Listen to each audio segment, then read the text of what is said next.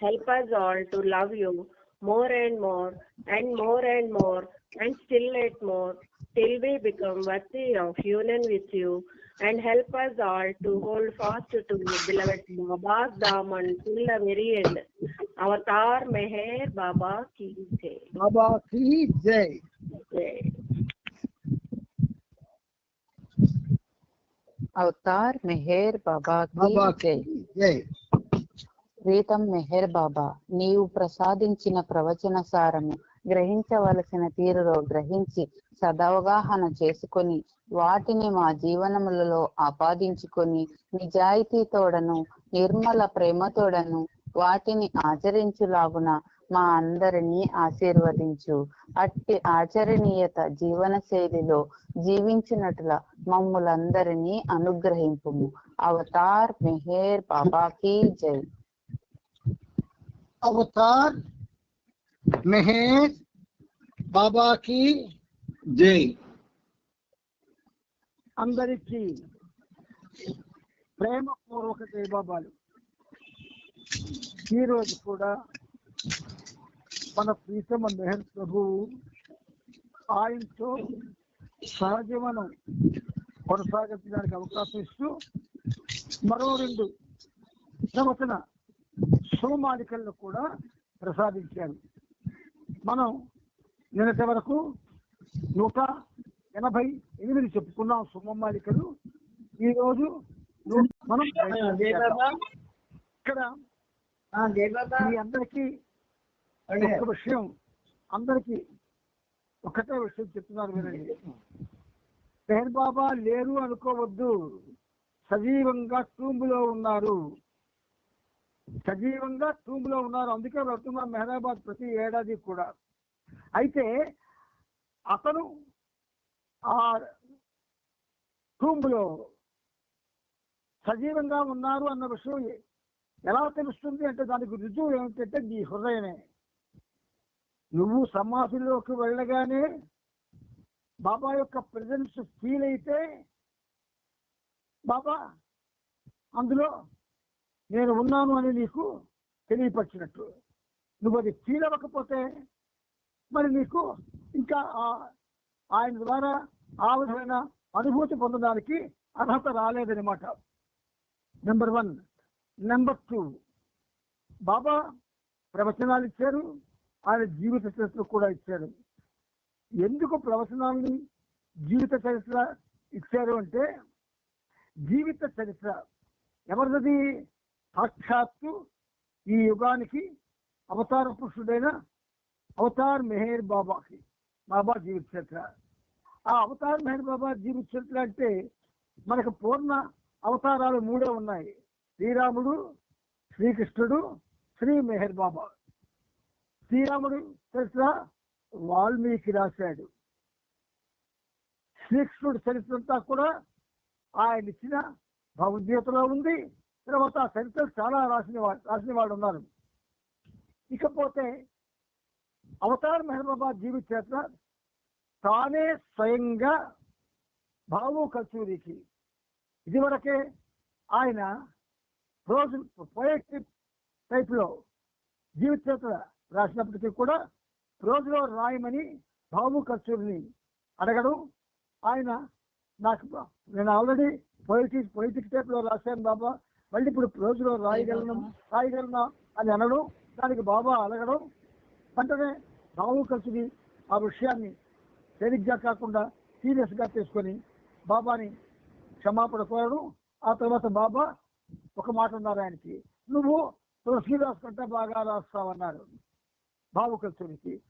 నువ్వు తులసీదాస్ కంటే బాగా రాస్తావని ఎప్పుడైతే బాబా అన్నారో ఆ మాటతో ఆయన తులసీదాస్ కంటే బాగా, అంటే రామాయణం తులసి మానస చరిత్ర ఒకటి ఉంది, అది మీరు చదివారో నాకు తెలియదు, కానీ 1000 పేజీల పుస్తకం, చాలా అద్భుతంగా ఉంటుంది. అలాగే బాబు కస్తూరి అంటే ఆయన సుమారు కొన్ని రోజులు శ్రమించి మొత్తం ఎక్కడెక్కడైతే బాబా ఇన్ఫర్మేషన్ ఉన్నాయో అవన్నీ కూడా సేకరించి, దాంతోపాటు దిట్టభీమ శంకరంగా రాసినటువంటి ప్రభుత్వం అప్పుడు ప్రేమసాగర్ అనే 11 వాల్యూమ్స్ కూడా బేసిస్ గా తీసుకొని శ్రీపాద లక్ష్మీనారాయణ శాస్త్రి గారు రాసినటువంటి ఒక పుస్తకాన్ని తీసుకొని ఆయన ఇదివరకే పొలిటికల్ ఫార్ములా రాసిన దాన్ని కూడా తీసుకొని అనేకమైన సబ్సిక్వెంట్ ఈవెంట్స్ లో కూడాను ఆయన పొందిన సమాచారంతా గ్రహించి ఆయన మనకి లార్డ్ గారు ఇచ్చారు 8 వాల్యూమ్స్. అవి హైదరాబాద్ సెంటర్ వాళ్ళు పబ్లిష్ చేసి ఇప్పటికి మనకి 16 వాల్యూమ్స్ ఇచ్చారు. ఈ 16 వాల్యూమ్స్ లోని ఇంకా 2 వాల్యూమ్స్ వస్తాయి మనకి. ఈ 16 వాల్యూమ్స్ లో ఉన్నదంతా కూడా సామాన్య మానవుడు భగవంతుని యొక్క దైవత్వాన్ని, దివ్యత్వాన్ని, అవతారతత్వాన్ని తెలుసుకోవడానికి సరిపోయినంత ఇన్ఫర్మేషన్ ఉంది అందులోని. అందుచేత ఆ చరిత్ర మనకిప్పుడు మనకి సహజీవనంలో చెప్పించుకుంటున్నాడు ఆయన. అప్పుడే 8వ వాల్యూమ్కి వచ్చాం మనం. అందువల్ల బాబా యొక్క ప్రేమ మనకి ప్రధానం, ఆయనతో జీవనం ప్రధానం, తదితర విషయాలన్నీ కూడా అప్రధానమైనవి. కాబట్టి ఈ సహజీవనం ఉద్దేశం ఏమిటంటే చెడుపు మరుపుగా నచ్చినప్పుడు ఒక గడి బాబాతో ఉంటూ, నచ్చినప్పుడేమో మన వ్యవహారిక విషయాల్లో ఉంటూ, ఆయన కోసం ప్రత్యేకంగా మనం శ్రమ తీసుకొని ఆయన నామస్మరణ చేయడం కానీ లేకపోతే ఏమీ చేయకుండా ఉండడం, ఇలాగా చెరుపు మరుపుగా మనం బాబాతో ఆయన ప్రేమను అనుభవించడానికి ప్రయత్నం చేస్తున్నాం. కాబట్టి ప్రతిరోజు బాబాతో సహజీవనం గడిపేటట్టుగా ఆయన మనకి ఈ మహద్భాగ్యాన్ని కలుగజేశారు. కాబట్టి ప్రియమిత్రులారా, ఏదైనా కావాలంటే డైరెక్ట్ గా బాబాతో సంబంధం పెట్టుకొని మనం అడగచ్చు. ఈ పనిముట్టు అలాగే చేస్తుంది. కానీ కొన్నిటికి ఆయన మనకు సమాధానాలు ఇవ్వడు. ఇప్పుడు ఉదాహరణకు మన కుమారస్వామి గారు మస్తు 6వ భూమికలో ఉన్నాడు, 5వ భూమికలో ఉన్నాడు, 4వ భూమికలో ఉన్నాడు, 3వ భూమికలో ఉన్నాడు. ఇలాగ బాబా దానికి మనం ఎలా దాన్ని కన్ఫర్మ్ చేసుకోగలమంటే దానికి ఆయనే ఒక విధంగా చెప్పాలంటే జవాబుదారి. మనం ఎవరం కూడా సామాన్య స్థితిలో ఉన్నాం. ఒక భక్తుడిగా కానీ ఒక ప్రేమికుడిగా కానీ పూర్తిగా పరిపక్వత పొందని స్థితిలో మనందరం ఉన్నాం. ఇది అండర్లైన్ చేసుకోండి బ్రెయిన్లో. భక్తుడిగా కానీ ప్రేమికుడిగా కానీ పరిపక్వత చెందని స్థితిలో మనందరం ఉన్నాం. ఇంచేత అలాగ రాకపోయాం. అందువల్ల మనకు ఎలాగైతే తెలుస్తుంది. అందుకు బాబా ఏం చేశాడు, ఈ సహజీవనం అనే ఒక సదవకాశాన్ని కలిగించి ప్రతిదీ కూడా మనకి సాధ్యమైనంత వరకు అర్థమయ్యేటట్టే ఆయన ప్రయత్నం చేస్తూ ఉన్నారు. ఆయన ఈ ప్రయత్నం ఆయిందే, లేకపోతే మనకేమీ తెలియకపోను. కనుక మిత్రులందరికీ నేను చెప్పంటే బాబా ప్రేమ, లవ్ మీ అబౌవ్ ఆల్ అన్న ఒక్క మాట మనం, ఆయన ప్రేమ ఒక విధంగా మనల్ని మన గమ్యాన్ని చేర్చేస్తుంది. మనకేమీ మనకు తెలియకపోయినా సరే. ఎందుచేత ఇది ఓషన్ ఆఫ్ లవ్. మనం డ్రాప్ సోర్స్ని అంటే బిందు ఆత్మలని. కాబట్టి ఈ బిందువు ఆత్మ సింధువు కావాలి అంటే సింధువులో ఈ బిందు ఆత్మ కలిసిపోవాలి. అలా కలిగాలంటే ఆయన్ని ప్రేమించాలి, ఆయన నామస్మరణ చేసుకోవాలి. ఆరాధన లెక్కర్లేదు ఆయనకి. మన ఊరికే పెద్ద పెద్ద చేస్తున్నాం కానీ ఇన్ని అక్కర్లేదు. నువ్వు రోజుకి ఒక 2 గంటలు ఆయనతో పూర్తిగా ఉంటే చాలు. ఆ ఉండడం అంటే ఏమిటి, అన్నిటితో కలిసి కాదు, ఆయనతో మాత్రమే ఉండాలి. అలా ఉండాలి అంటే మనం ఆయన ఇచ్చినటువంటి ఈ ప్రవచనాలు, ఈ చరిత్ర, ఇది చాలు మనకి. ఇప్పుడు మీకు చెప్తున్నటువంటి ఈ ప్రవచనాలు కానీ ఈ 16 వాల్యూమ్స్ కానీ అంతకుముందు నిత్యప్రేమ సంగ్రహంగా రాసినటువంటి 11 వాల్యూమ్స్ కానీ అవన్నీ కూడా మీరు నమ్మండి నమ్మకపోండి, ఇంచుమించుగా 100 సార్లు ఈ పనిముట్టు చదువుంటాడు. ఎందుకు? ఆయనతో ఉండాలంటే ఇంకా మరి కేవీ బుర్ర ప్రదర్శన నాకు వీలేదు. బాబాతో ఉండాలి. చదివిందే చదువుతూ ఉండు, బాబాతో ఉండు. చేసింది బాబా మనకి భౌతిక జీవితం ఉట్టి 0 అన్నారు, శూన్యమే అన్నారు. మరి ఆధ్యాత్మిక జీవితం మనకు తెలియదు. మనకైనా ఏమైనా గృహోపదేశం చేయలేదైనా ఒకటే చెప్పాడు, be with me, love me above all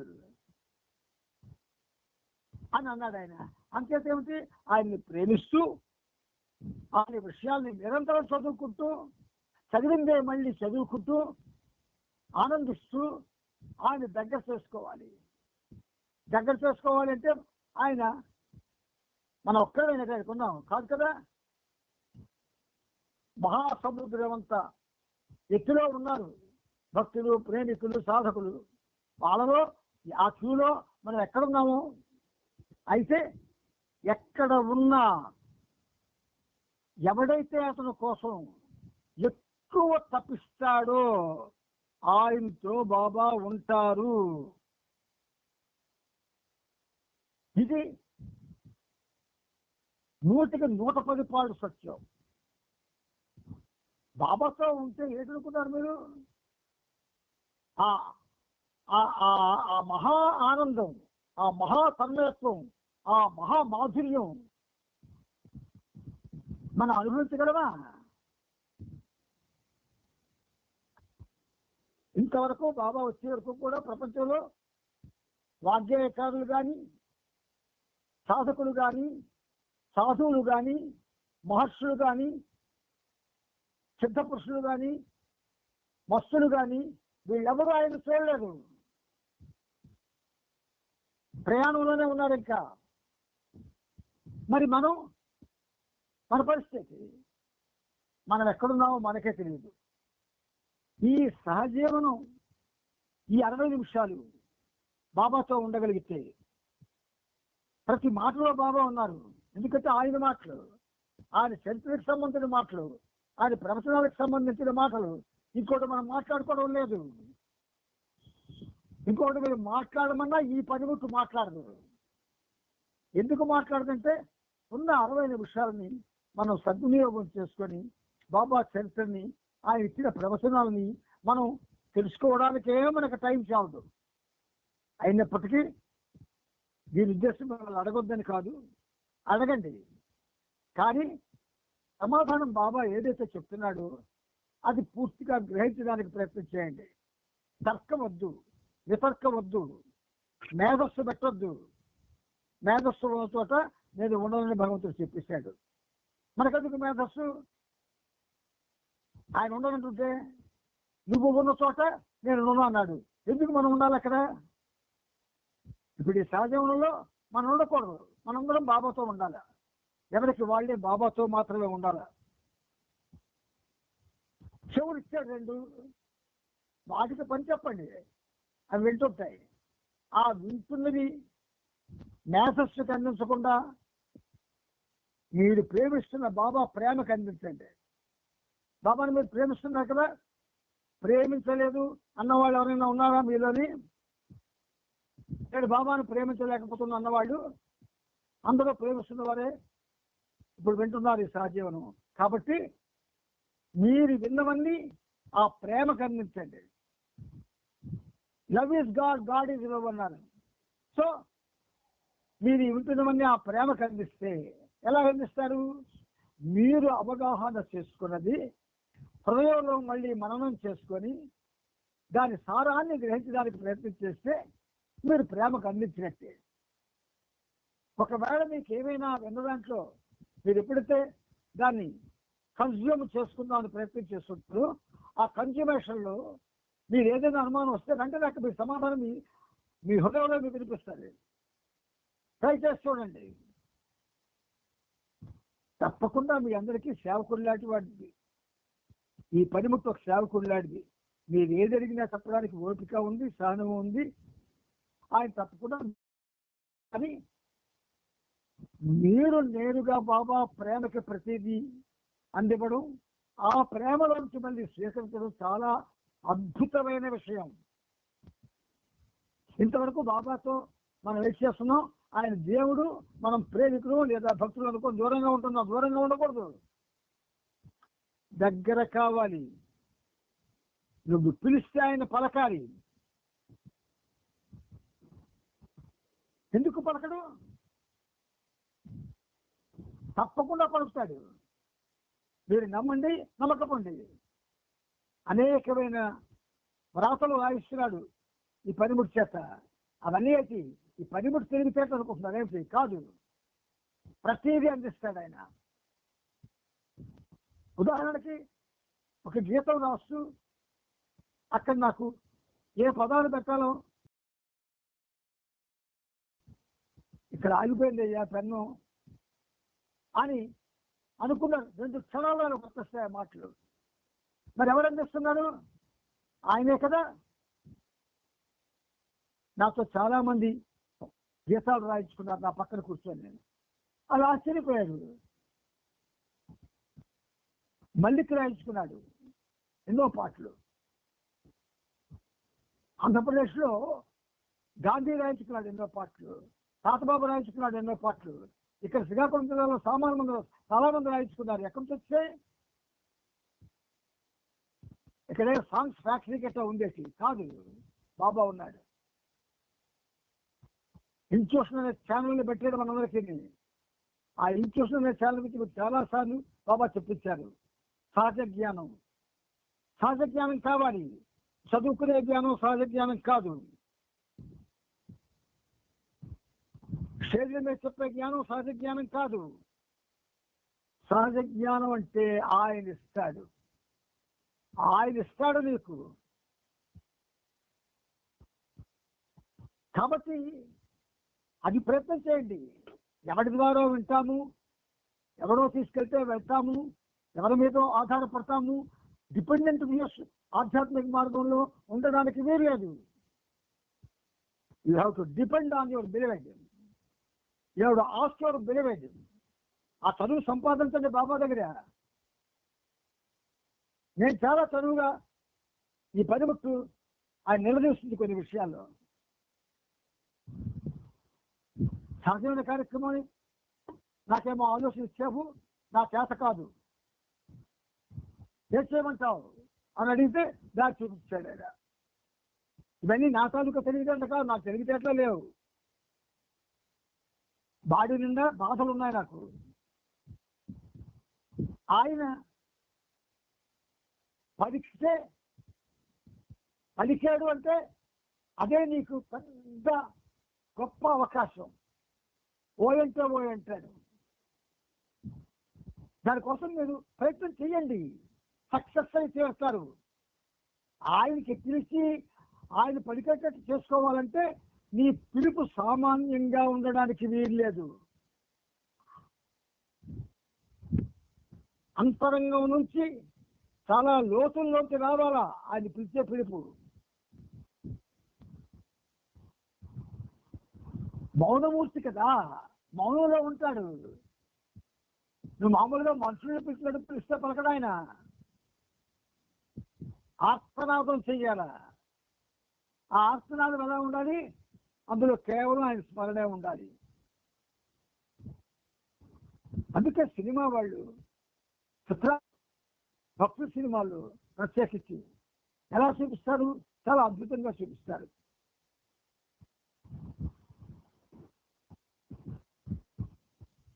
ఆ ద్రౌపదికి నిండు కొలువులో ఆ దుశ్శాసనుడు వలువలు విప్పేస్తుంటే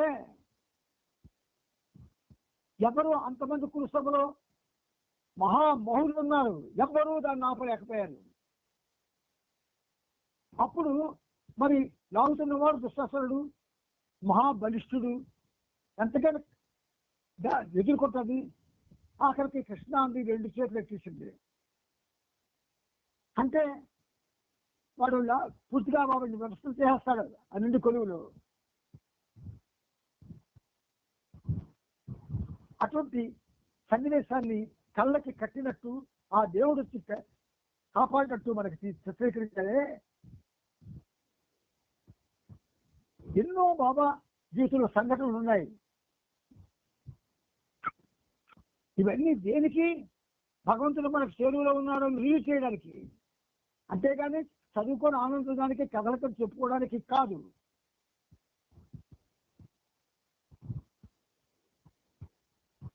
కథలతో చెప్పుకోవడానికి మనం బోర్డు పుస్తకాలు ఉన్నాయి, కథల పుస్తకాలు. బాబా జీవనంలో అంటే అవతార పురుషుడిగా ఆయన సాగుతున్నటువంటి దివ్య జీవనంలో కొన్ని లక్షల కథలు ఉన్నాయి. ఎన్నో ఇన్సిడెంట్లు మనం ఆపాదించుకోం. రోగం వస్తే డాక్టర్ కోసం ఆలోచిస్తాం కానీ బాబా కోసం ఆలోచిస్తామా? ఆర్థిక ఇబ్బంది వస్తే డబ్బెలాగా సమకూర్చుకుంటామని ఆలోచిస్తాం కానీ బాబా కోసం ఆలోచిస్తామా? ఇలా ప్రతిదానికి బాబా మీద ఆధారపడతామా మనం? ఆలోచించుకోండి. అసలు ఈ విధంగా మీరు చెప్పిన వాళ్ళు ఎవరైనా ఉన్నారు? అసలు చెప్పరు. ఎందుకు చెప్పరంటే వాళ్ళు చేయరు కాబట్టి. ఈ పని మొత్తం మీకు ఆచరిస్తుంది కాబట్టి చెప్తుంది మీకు. ఇక్కడ కూర్చుంటే ఆయన మనకు సాగుతుంది. ప్రవచనానికి భాష్యాలు చెప్పాలి, ప్రవచనాలకి వివరాలు చెప్పాలంటే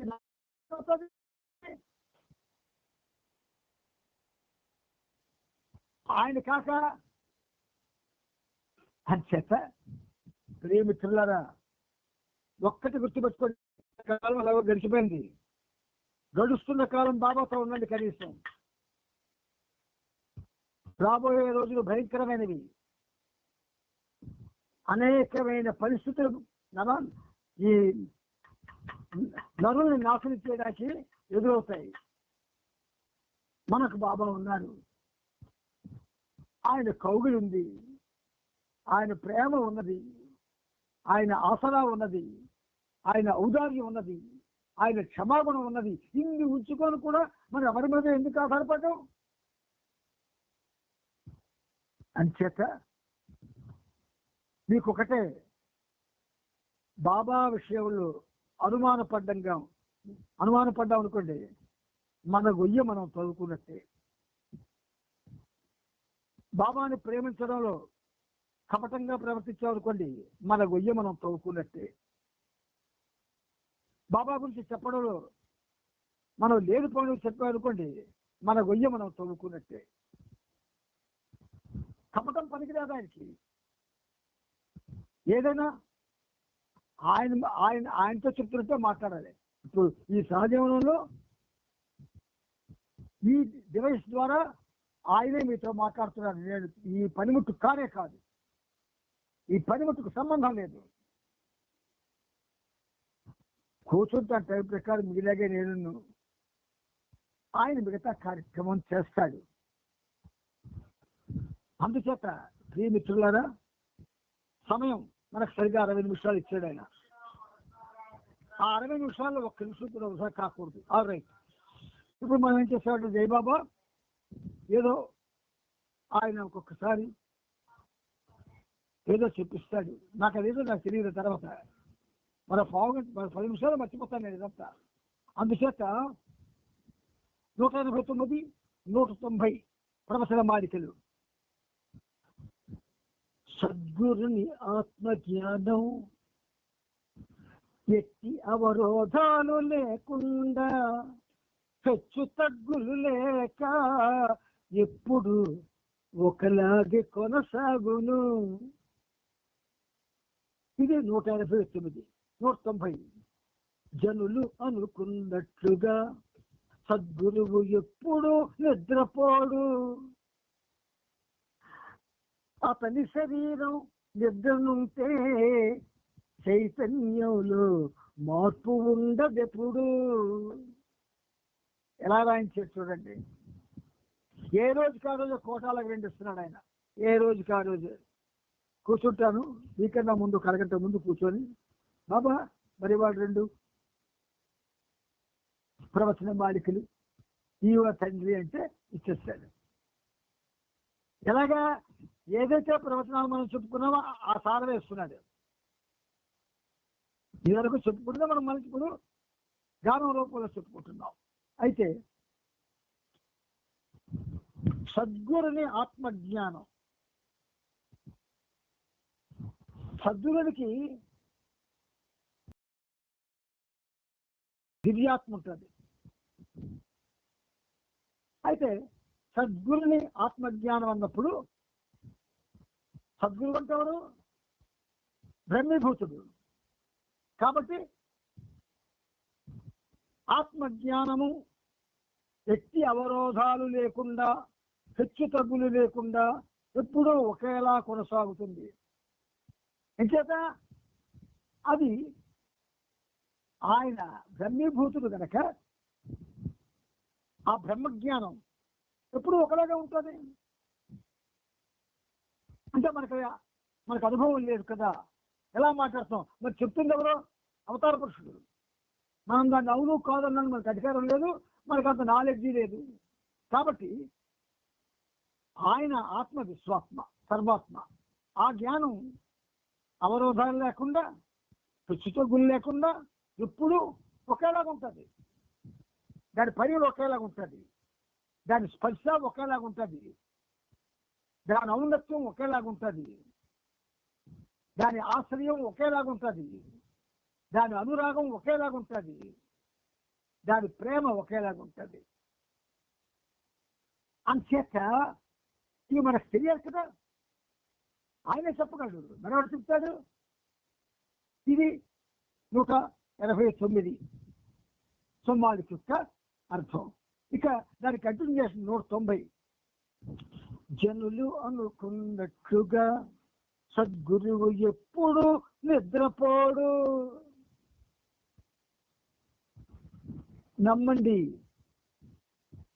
75 ఏళ్ల జీవనంలో, అవతార జీవనంలో ఆయన ఒక పావు సెకండ్ కూడా నిద్రపోలేదు.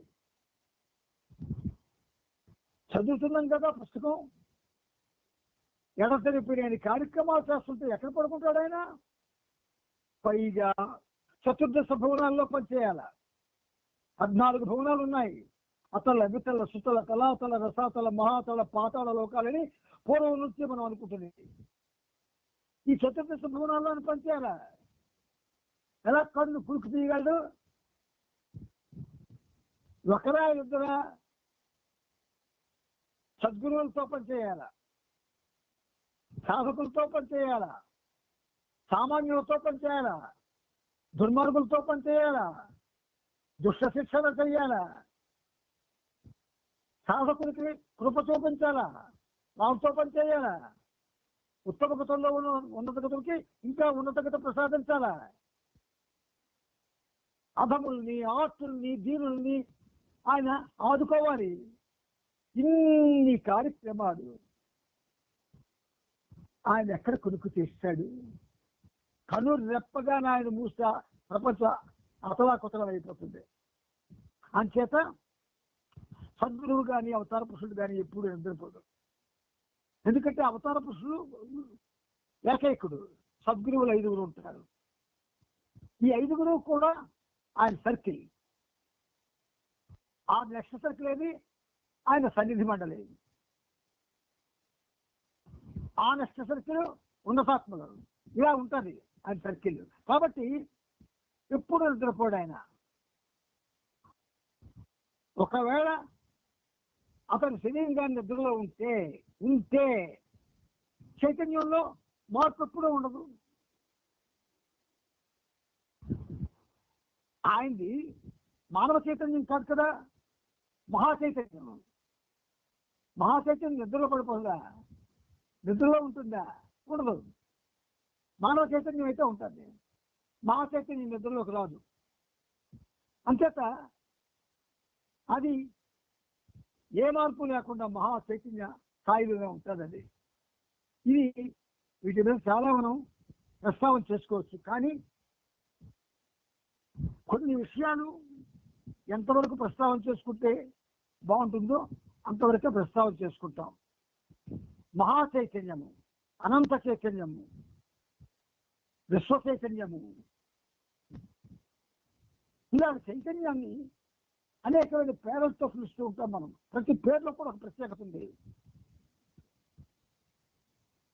మనకి చైతన్యం అంటేనే అర్థం తెలియదు. శ్రీకృష్ణుడికి చైతన్యుడు అనే పేరుంది. ఇంకేత ఆయన అన్ని చోట్ల ఉండేవాడు. అది రుజువు చేశాడు కృష్ణావతారంలో. కానీ ఇప్పుడు బాబా ఏం చేశాడు? ఆయన కృష్ణావతారంలో లాగే ఇప్పుడు రుజువు చేశాడు అమెరికా వెళ్ళినప్పుడు. మనకు ఆ సంగతి ఎవరు చెప్పినా విన్నా పెద్దగా పట్టించుకో. ఇప్పుడు మనతో ఉన్న మన ప్రభువు విశ్వంలో చతుర్దశ భువనాల్లో అందరితోనే ఉంటున్నాడు. ఆయన ఎవరెవరైతే ఆయనతో ఇలా కూర్చున్నారో వాళ్ళందరితోనే ఉంటాడు. మరి అనంత మహా చైతన్యం కదా. అనంత మహా చైతన్యం అంటే దాని ఎల్లలు కూడా మనకు తెలియవు, బౌండరీస్ తెలియవు మనకి. అటువంటి మహా చైతన్యాన్ని మెహర్ బాబా అని పిలుస్తూ చాలా హ్యాపీగా ఉంటున్నాం మనం.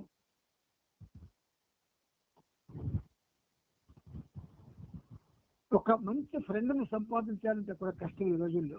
మంచి ఫ్రెండ్ని, మంచి స్నేహితుడిని దొరకడం, మంచి స్నేహితులు ఎవరున్నాం.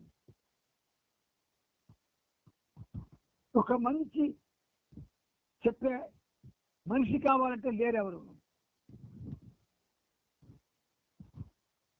అందుకే నీకు సర్వం నేనే అన్నాడు బాబా, నీకన్నీ నేనే అన్నాడు.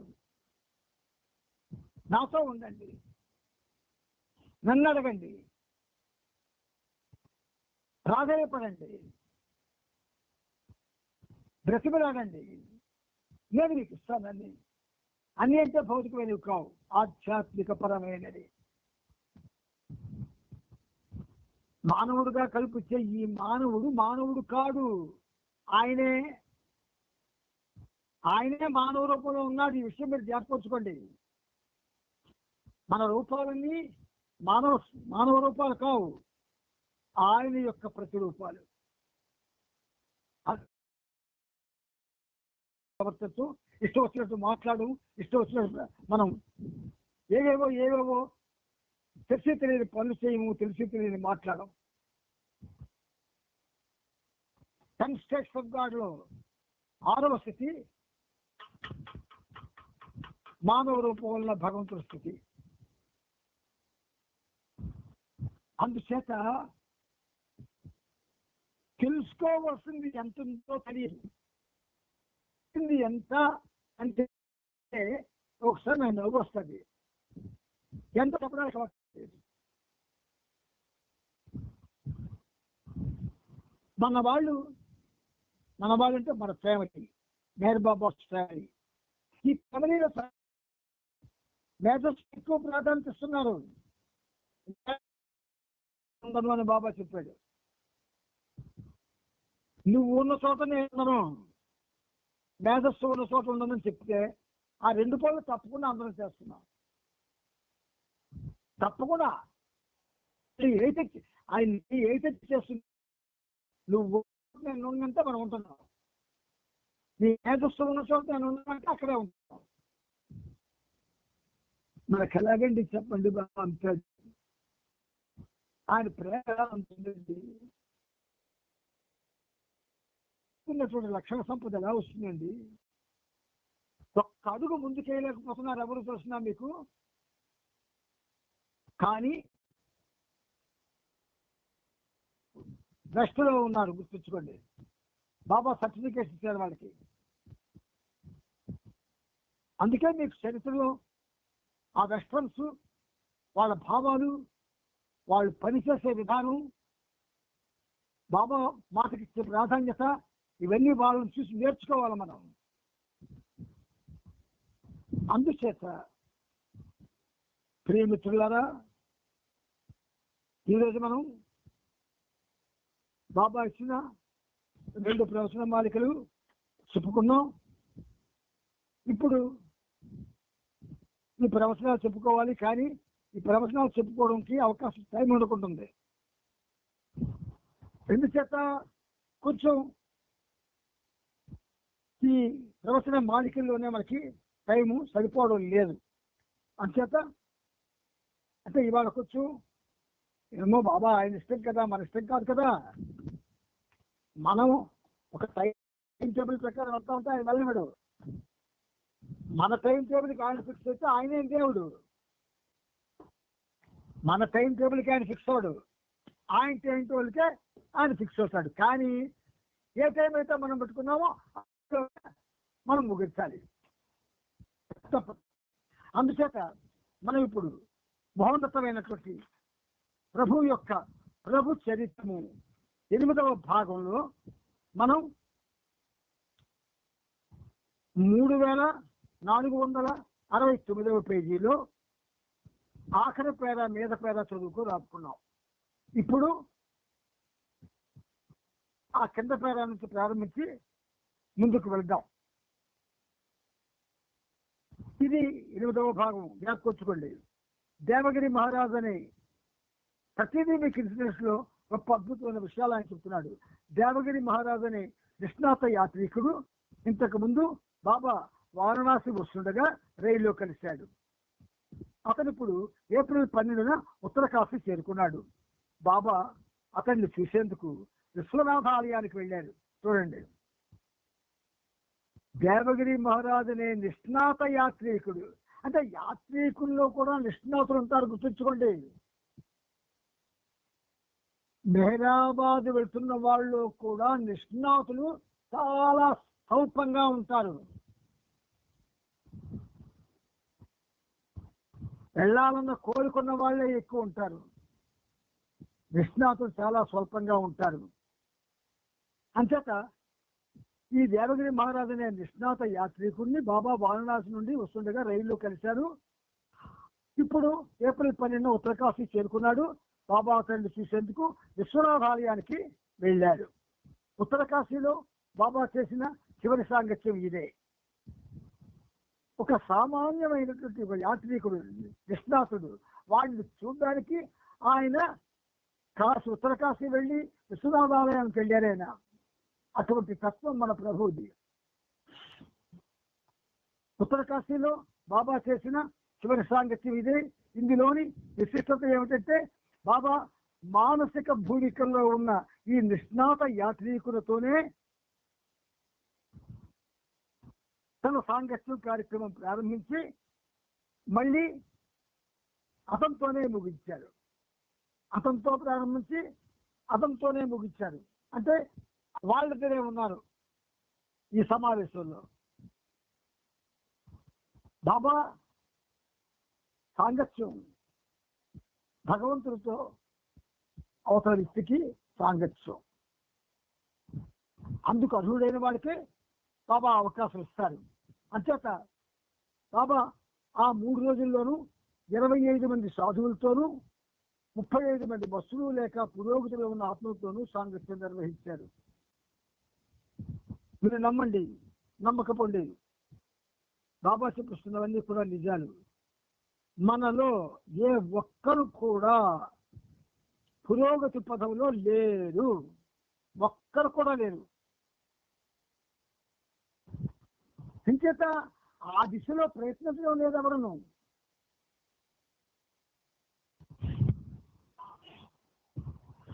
అక్కడి నుండి బయలుదేరే ముందు నలుపు గోధుమ రంగులో ఉన్న మాస్టిఫ్ జాతి ఆడకుక్క పిల్లను ఒకదాన్ని బాబా కొన్నారు. దానికి గోల్ గోల్ అని పేరు పెట్టారు. గుండ్రంగా గుండులా ఉంటుందని అర్థం. గోల్ గోల్ అంటే గుండ్రంగా గుండులా ఉంటుందని అర్థం. తిరుగు ప్రయాణంలో అహ్మద్ నగర్ చేరేంత వరకు బాబా స్వయంగా ఈ పప్పీకి ఆహారం పెడుతూ దాని బాగోగులు చూసుకున్నారు. అవతార పురుషుడు మానవ రూపంలో ఉన్నప్పుడు చీమ నుంచి మానవుడి వరకు సకల ప్రాణుల్ని ప్రేమిస్తాడు. సకల ప్రాణుల్ని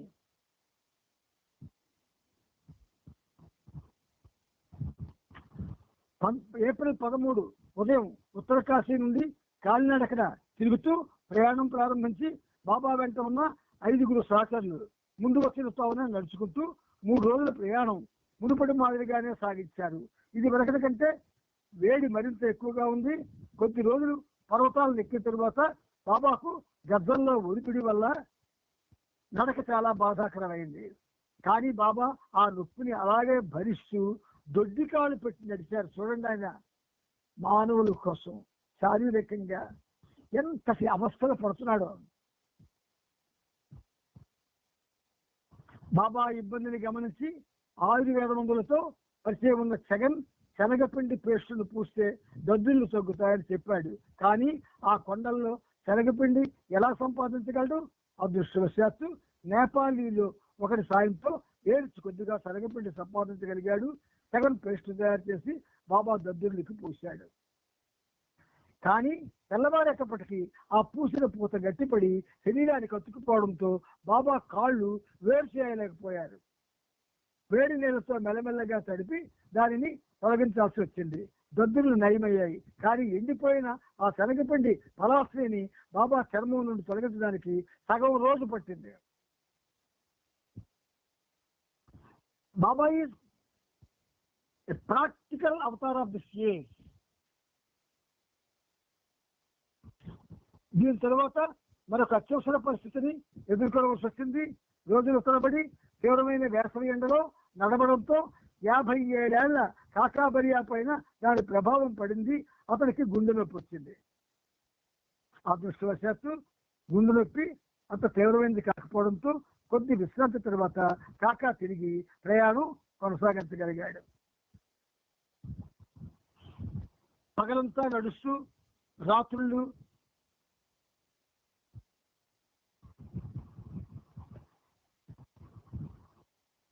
ఇది నాకోరి తెరసావు శాంసులలో గడిపారు అని మనకి చెప్పబడింది. ఆ తరువాత శాంసు నుండి బాబా మండలి ఏప్రిల్ 16 ఉదయం 4:30కు బయలుదేరి టెహరీ గర్వాల్కి పర్వతారోహణ ప్రారంభించారు. దారిలో వెలుగు కోసం కిరోసిన్ లాంతర్లు మోసుకెళ్లారు.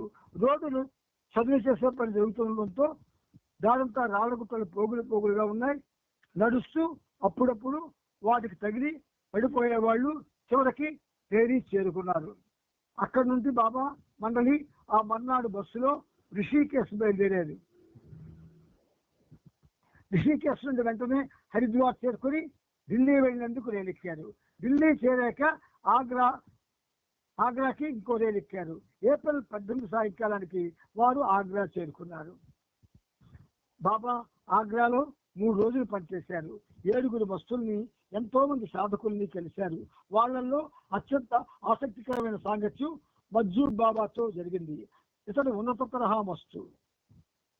మురికిగా ఉండే చిరిగిన పీలికలు కట్టుకుంటాడు. మెంటల్ హాస్పిటల్కి దగ్గరలో రోడ్డు మధ్యలో కూర్చొని తనలో తానే ఏవో గొడుక్కుంటూ ఉండేవాడు. తనని గురించి ఆగ్రాకు చక్రవర్తిగా చెప్పుకునేవాడు.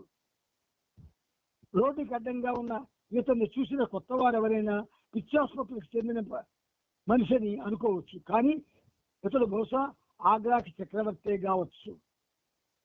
ఇంకొకతను హాజీ బాబా. మసీదులోని ఒక గదిలో నివసించే ఇతను మంచి బస్సు. అదే పనిగా డబ్బులు ఇస్తూనే ఉంటాడు. మధువుని సేవిస్తూ తాను మధుశాలలో ఉంటున్నాను అని హాజీ బాబా జనంతో చెబుతుంటాడు. ఈ వ్యక్తి కేవలం భగవత్ ప్రేమ అనే మధువుని పానం చేస్తాడు. భగవత్ ప్రేమ అనే మధువుని పానం చేస్తాడు. భగవత్ ప్రేమ అనే మధువుని పానం చేస్తాడు. ఇప్పుడైనా మనకి భగవత్ ప్రేమని పానం చెయ్యాలని ఒక బుద్ధి కలిగిందా? ఇంత వయసు వచ్చే మనకి అసలు భగవత్ ప్రేమ పానం చెయ్యొచ్చా, చెయ్యగలమా అని ఎప్పుడైనా ఎవరైనా ఆలోచించామా? భగవత్ ప్రేమ పానం చెయ్యాలనే ఆలోచన వస్తే నిద్ర పట్టదు. నిద్ర మాత్రమే వేస్తున్నా, నిద్ర పట్టదు. ఇంచేత అది సామాన్యమైనటువంటి కోరిక కాదు, అనన్య సామాన్యమైన కోరిక.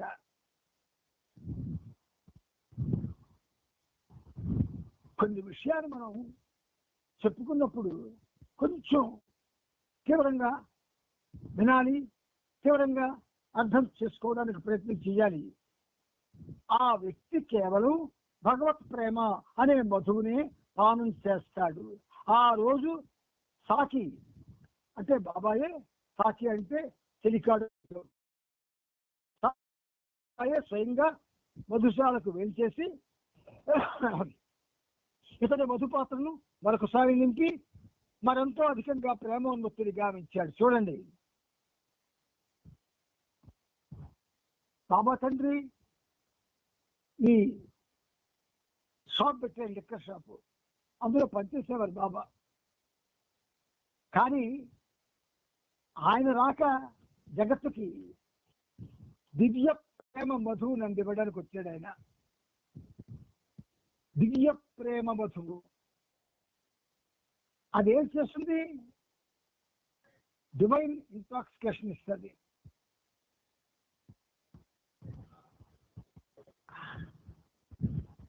ఆ డివైన్ ఇంటాక్సికేషన్ దివ్యమైనటువంటి మత్తు. మనకి మామూలు మత్తు మనకి పరిచయం ఎందుకు? చాలా మంది అది తీసుకొని రోడ్ల పైన తూలి పడుతూ, ఇంట్లో తూలి పడుతూ, మాట్లాడుతూ తూలి పడుతూ, ఏం చేస్తున్నారో తెలియకుండా బిహేవ్ చేస్తారు. అది మనకు తెలుసు. కానీ దివ్య మధువు అది బాబా ఒక్కడే ఇవ్వగలడు. అంచేత ఇతని మధుపాత్రను మరొకసారి నింపి మరంతో అధికంగా ప్రేమోన్ముక్తిని గావించాడు. ఏప్రిల్ 21 మధ్యాహ్నం 12 గంటలకు ఆగ్రా నుండి బయలుదేరి బాబా తిరిగి మన్నాడు మధ్యాహ్నానికి అహ్మద్ నగర్ చేరుకున్నారు.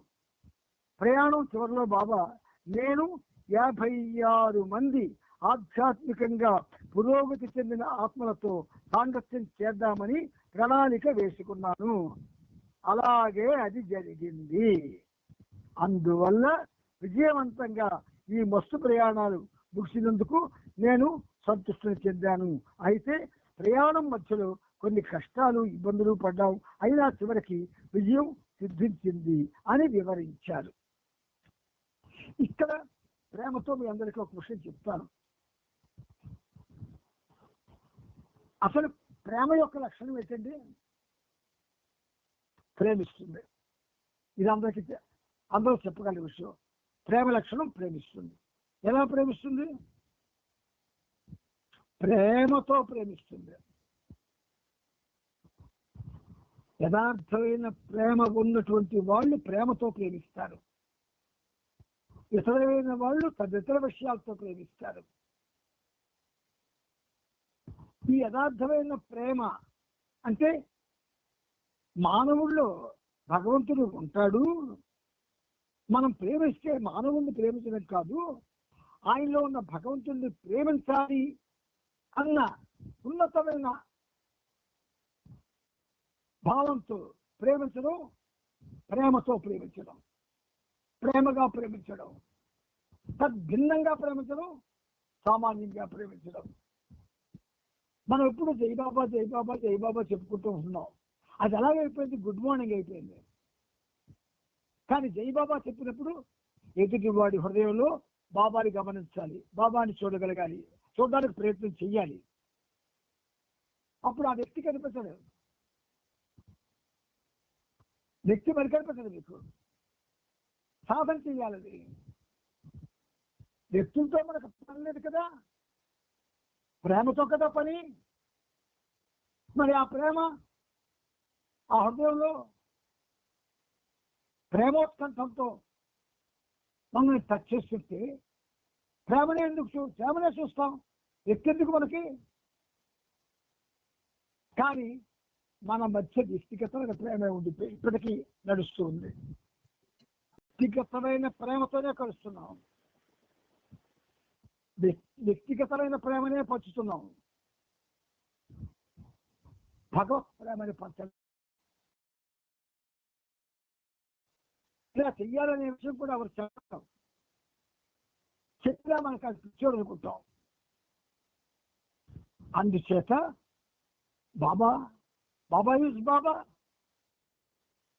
And Baba is the only highest of the high. He is only the real lover, real beloved. Real lover ayne, real beloved ayne. అందుచేత ఈ లాస్ట్ వాక్యంతో అయినా చివరికి విజయం సిద్ధించిందని దాంట్లో ఈ చాప్టర్ పూర్తయింది. మనం ఇప్పుడు అహ్మదాబాద్, బొంబాయి, మద్రాసు, శ్రీవల్లూరు, అవనాసి అనేటటువంటి ప్రయాణాల గురించి సంబంధించిన మరో చాప్టర్లోకి వచ్చాం. పూనాలోని కస్బాపేటలో బాబా కళ్ళు అంగడి నడిపే తొలి రోజుల్లో బాబా కళ్ళు అంగడి నడిపాడు. చాలా అద్భుతమైంది ఆ ఫేజ్. సామాన్యులకైతే కళ్ళు అంగడి నడిపితే ఆయన ఏమవుతాడండి, కళ్ళు అంగడి నడిపితే ఆయనేం దేవుడండి అని చాలా సులకరగా మాట్లాడతాం. మనకి ముందు విమర్శ చేయడానికి ప్రయత్నం చేస్తాం. అదే మనం కష్టపోతున్నాం చాలా.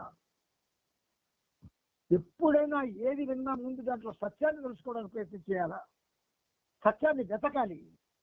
ఆ వెతికిన సత్యాన్ని ఒకవేళ నువ్వు జరిగితే ఇంకొకరికి పంచాలి. బాబా కళ్ళు అంగడి నడిపే తొలి రోజుల్లో బహదూర్ అనే స్వీపర్ మేర్వాన్ సేట్ వద్దకు వచ్చేవాడు. అప్పుడు బాబాని మేర్వాన్ సేట్ అనేవారు. బాబా తన అనంత చైతన్యంలో నుండి దిగి వస్తున్న సమయంలో బాబా సూచన ప్రకారం కొద్ది నెలలు బహదూర్ ఒక బకెట్ నిండా మానవ మలాన్ని తెచ్చి ఇచ్చేవాడు.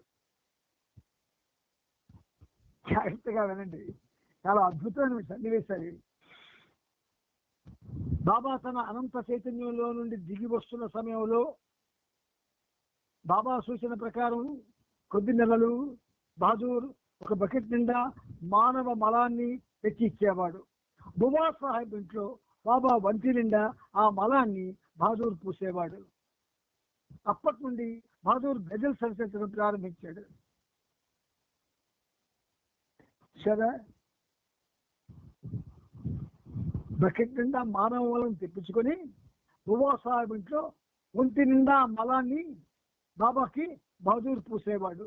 అప్పటి నుంచి బహదూర్ గజల్స్ రచించడం ప్రారంభించాడు.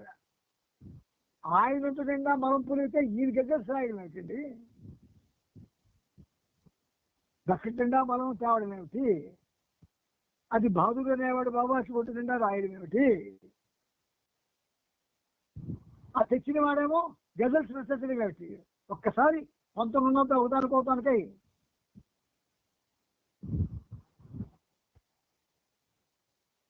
ఇవి చాలా లోతైన విషయాలు. ఇలా 60 నిమిషాల్లో మీకు అన్ని లోతైన విషయాలు చెప్పాలంటే మనం 6 గంటలు కూర్చోవాలి. కానీ అంత శ్రమ బాబా మీకు పెట్టడు. బాబా పూనా జోబిలో ఉన్నప్పుడు రాత్రిపూట ఆ గజల్స్ బాబాకు వాడి వినిపించేవాడు. ఎవరు? బహదూర్. అప్పుడప్పుడు బాబాను హైదరాబాద్ లో కూడా దర్శించుకునేవాడు. బాబా హిమాలయాల నుండి తిరిగి వచ్చిన ప్రస్తుత సమయంలో బహదూర్ బాబా ఉన్న అహ్మద్నగర్ ఐస్ ఫ్యాక్టరీ బంగ్లాకు 1948 మే 4వ తేదీ వచ్చాడు. బాబా తన ప్రసాదంగా గురువు గురించి మరాఠీలో రాసిన గ్రంథాన్ని బాబా లాకృష్ణ 10 రూపాయలని బహదూర్కి ఇచ్చాడు. గడిచిన కాలానికి సంబంధించిన మరొక వ్యక్తి కాశీనాథ్. ఇతను మంజిల్ ఎమీం రోజుల్లో పట్టలుసికి ఇస్త్రీ చేసేవాడు. కుష్ఠవ్యాధి సంక్రమించి చివరికి మెహరాబాద్ లో మరణించాడు. మంజిల్ ఎమీం రోజుల్లో పనిచేసిన సొరకుడు గంగారాం ప్రస్తుతం పూనాలో ఉంటున్నాడు. ఇతను కూడా ప్రస్తుతం తరచుగా బాబాను దర్శించుకుంటూ ఉండేవాడు. మెహబాబాతో సన్నిహిత సంబంధం ఉన్న వారికి మే 4వ తేదీన ఒక సర్క్యులర్ను పంపించారు. దాని ప్రకారం దిగువ సూచించిన 5 ఆదేశాలు ఒకదాన్ని ఒక 4 రోజుల పాటు 1948 జూన్ 21 నుంచి 48 జూన్ 20 వరకు పాటించాలి. జూలై 20 వరకు పాటించాలి. జూన్ నెల 21 నుంచి జూలై నెల 20 వరకు పాటించాలి. 1 మౌనం పాటించడం. 2 24 గంటల్లో ఒకేసారి భోజనం, టీ కానీ కాఫీ కానీ ఒకసారి తీసుకోవాలి. లేక 3 ప్రతిరోజు ఒక్కొక్క పేదవానికి స్వయంగా తన చేతితో ఒక్కొక్క ముద్ద తినిపిస్తూ భోజనం పెట్టాలి. 4 భగవంతుని ఒక నామాన్ని రోజుకు 1,00,000 సార్లు జపించాలి. అనుకూలమైన భంగిమలో కూర్చొని నోటితో ఉచ్చరిస్తూ జపించాలి. ఒకేసారి కూర్చొని చేయవలసిన అవసరం లేదు. లేక 5 డబ్బులు ముట్టుకోవడం కానీ తీసుకెళ్ళడం కానీ చేయకూడదు. పురుషులు స్త్రీలు పురుషులను తాకరాదు. 7 ఏళ్లలో వారికి ఈ నిబంధన వర్తించదు. ఎట్టి పరిస్థితుల్లోనూ ఎవరిని కొట్టకూడదు. సరదా కూడా కొట్టకూడదు. ఎవరిని అవమానించడం కానీ దూషించడం కానీ చేయకూడదు. ఎదుటి వారు రెచ్చగొట్టినా కూడా అలా చేయకూడదు. ప్రతి వ్యక్తి సంతకం చేసి ఈ సర్కులను తిరిగి బాబాకు పోస్టులో పంపాలి. 5 ఏ ఆదేశాన్ని పాటిస్తున్నది అందులో సూచిస్తూ తెలియపరచాలి. అమెరికా, ఐరోపా, ఆస్ట్రేలియాలో ఉన్న బాబా సన్నిహిత ప్రేమికులకు కూడా ఈ సర్కులను పంపించారు. నాగపూర్ నుండి మహారాజ్ అనే వృద్ధమస్తుడు దాస్ మే 9వ తేదీ ఆదివారం నాడు తీసుకొచ్చాడు. అతన్ని ఐస్ ఫ్యాక్టరీ బంగ్లాలో ఉంచారు. బాబా అక్కడే అతనితో సాంగత్యం నిర్వహించారు. మహారాజ్కి సుమారు 80 ఏళ్ళు ఉంటాయి. కౌపీనం మాత్రం ధరిస్తాడు. చాలా సౌమ్యంగా ఉంటాడు. కుక్కలు, ఆవులు అంటే అతనికి ఇష్టం. అవి కూడా అతని పట్ల బాగా ఆకర్షించబడి దగ్గరకు వస్తాయి.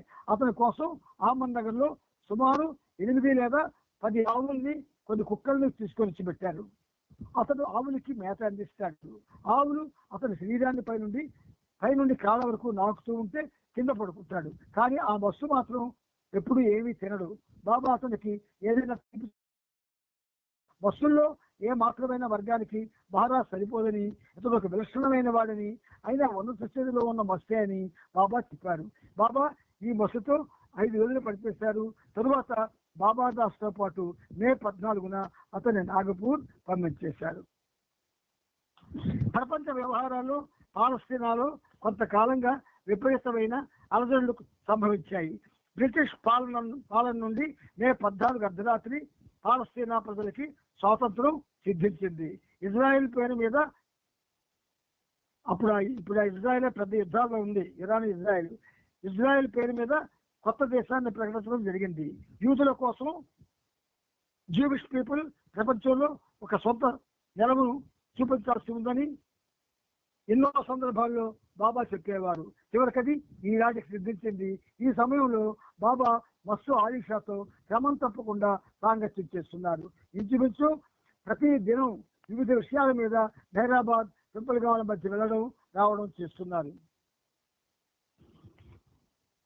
మే నెలలో ఒకరోజు బాబా హైదరాబాద్ వెళ్ళారు. అదే సమయంలో అక్కడికి పూనా నుండి బాల్ నర్లేకర్ అనే వ్యాపారి వచ్చాడు.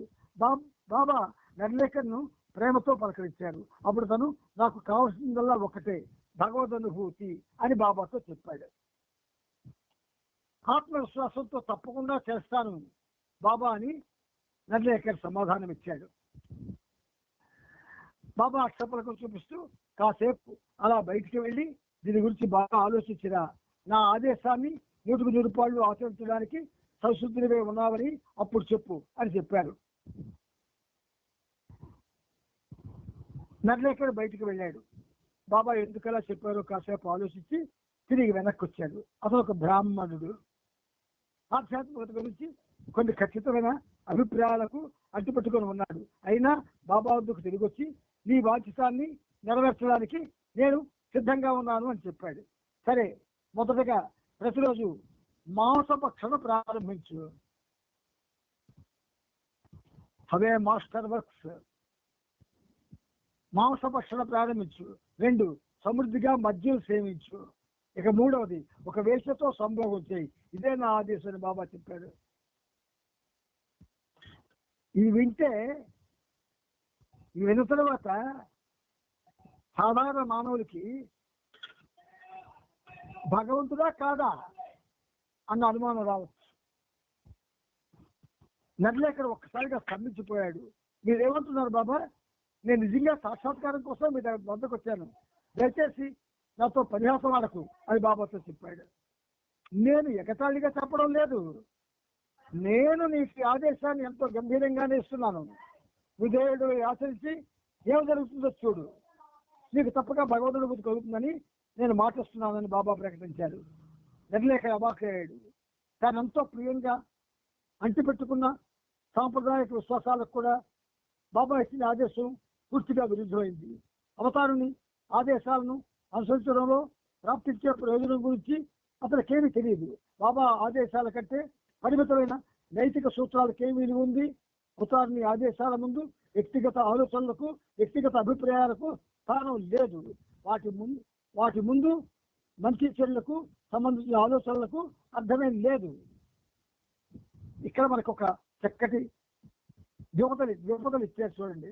గురుదేవుని వాంఛితం ఎల్లవేళలా ఉన్నతమైనది, అది బయటికి మన మనసుకి ఎలా కనిపించినా సరే. కానీ భ్రాంతి యొక్క పట్టు ఎన్నటికీ సడలనిది. భ్రాంతిమయమైన మనస్సు తన పైన మాయా ప్రమాణాలకి అనుగుణంగా సత్యాన్ని నిర్ణయించే ప్రయత్నం చేస్తుంది. సత్యం ఎప్పుడు అసత్యం ఆడదు. ఎంత బాగా ఉంచండి. చిన్న కవితాధారణలో చెప్పారు. మరొకసారి చదువుతా చూడండి. గురుదేవుని వాంఛితం ఎల్లవేళలా ఉన్నతమైనది, అది బయటకి మన మనసుకి ఎలా కనిపించినా సరే. కానీ భ్రాంతి యొక్క పట్టు ఎన్నటికీ కవలనిది. భ్రాంతిమయమైన మనస్సు తన పైన మాయా ప్రమాణాలకు అనుగుణంగా సత్యాన్ని నిర్ణయించే ప్రయత్నం చేస్తుంది. సత్యం ఎప్పుడు అసత్యం ఆడదు. బాబా అంటే సత్యం.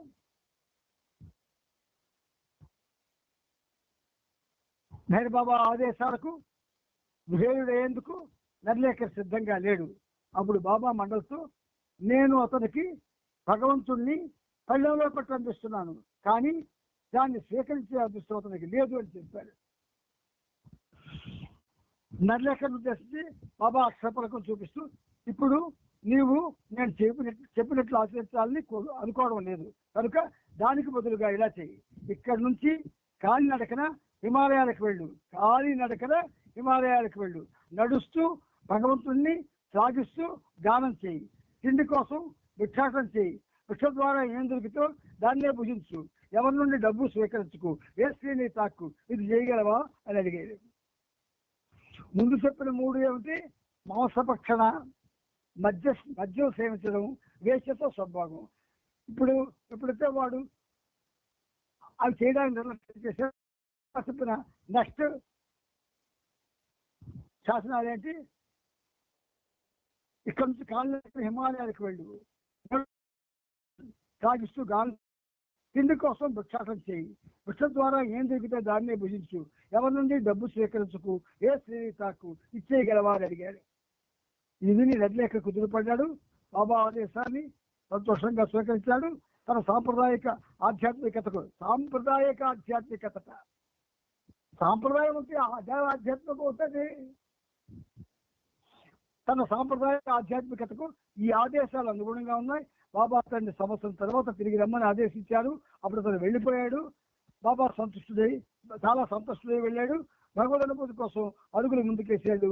కనీసం అతను భావించి ఆ భావనతో ముందుకు నడిచాడు. బాబా ఆదేశించినట్టు నిర్లేఖ ఆచరించాడు. 1 సంవత్సరం తర్వాత బాబా వద్దకు తిరిగి వచ్చాడు.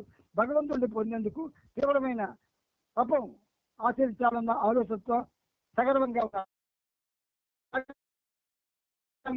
కథలుగా మలిసి నాటకీయంగా చెప్పుకున్నాడు. బాబా తన సంతోషాన్ని వ్యక్తం చేసి అతన్ని తిరిగి పూనాలో తన వ్యాపార కలాపాలు ప్రారంభించమని చెప్పాడు. నిర్లేఖర్ ఇంటికి వెళ్ళిపోయాడు. కొన్ని నెలల తర్వాత బాబా నవజీవనం ప్రారంభించి బయటకు వెళ్ళారు. సుమారు 3 ఏళ్లు గడిచాయి. బాబా తిరిగి హైదరాబాద్ వచ్చాక నిర్లేఖర్ గురించి చాలా బాధాకరమైన వార్తలు విన్నారు. బాబా మొదట్లో ఆదేశించి ఆచరించమన్న ప్రతి విషయానికి బలైనట్టుగా ప్రస్తుతం అతడు మాంసభక్షణ చేస్తున్నాడు. మద్యంలో మునుగుతూ, భ్రష్టురాలైన స్థితితో ఉత్తరగడి కామకలాపాల్లో మునిగి తేలుతూ, సిగ్గెగ్గులు లేకుండా విషయలేనుడై ప్రవర్తిస్తున్నాడు.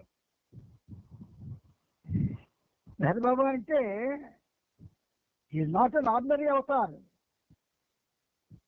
Is Avatar of avatars.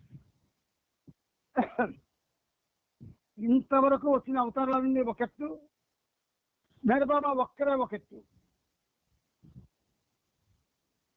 ఆయన ఆజ్ఞల్ని శిరసావహించడంలో ఉన్నటువంటి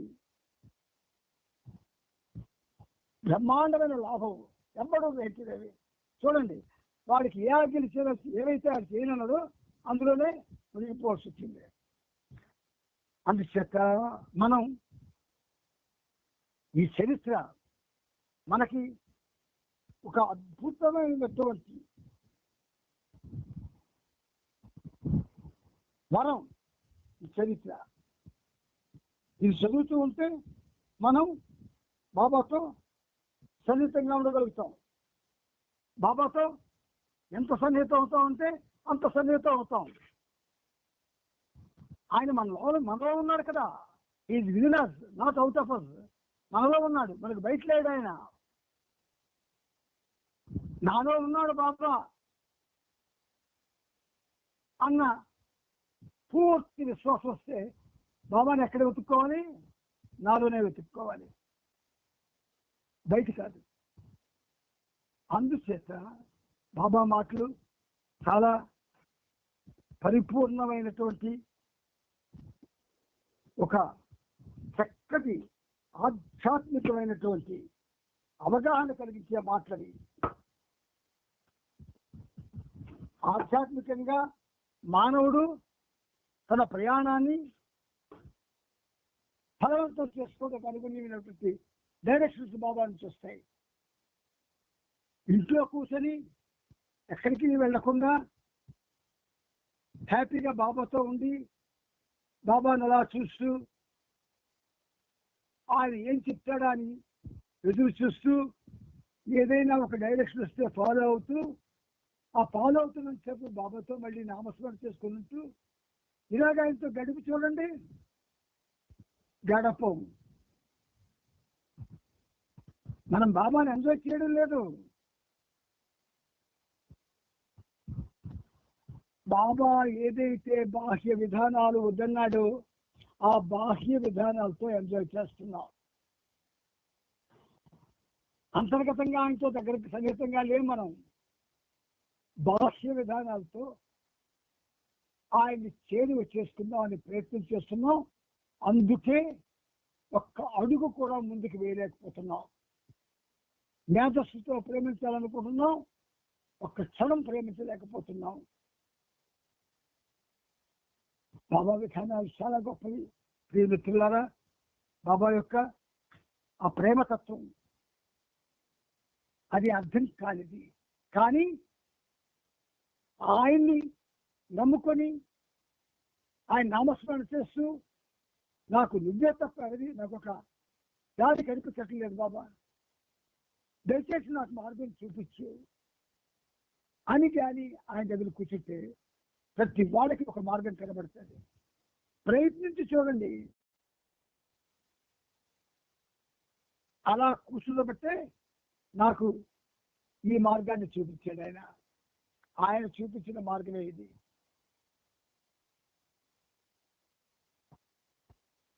అందుచేత బాబా అంటే ఒక్క అవతార పురుషుడే కాదు, మనకి మిత్రుడు, ఆంతరంగిక స్నేహితుడు, మనల్ని ప్రేమిస్తున్నటువంటి ప్రియతముడు. అటువంటి వాడి కోసం మనం ఆరాటపడుతున్నామా లేదో ఒకసారి ఎవరికి వాళ్ళు ప్రశ్నించుకొని ఆరాటం ముందు తెచ్చుకోండి. ఆయన మీద ఆరాటం తెచ్చుకోండి. ఒక పసిపిల్లవాడు తల్లి యొక్క ప్రాపు కోసం ఎలా ఆరాటపడతాడో అలాగే మనం బాబా కోసం ఆరాటపడాలి. ఆ ఆరాటంలో కోరికలు నశించిపోతాయి, భౌతిక కార్యకలాపాలు నశించిపోతాయి. బాబాతోనే ఉంటాం, కానీ ఏది ఆగదు. అది కూడా గుర్తుంచుకోండి. జరగవలసింది జరిగి తీరుతుంది, జరుగుతూ ఉన్నది జరుగుతూ ఉంటుంది. మనకు ఆ విశ్వాసం ఉండాలి ముందు. ఇది ప్రధానం. అవతార్ మెహర్ బాబా కీ జై. అవతార్ మెహర్ బాబా की जय, అవతార్ మెహర్ బాబా की जय. అవతార్ మెహర్ బాబా కి జై. అందరికీ జై బాబా అండి. అవతార్ మెహర్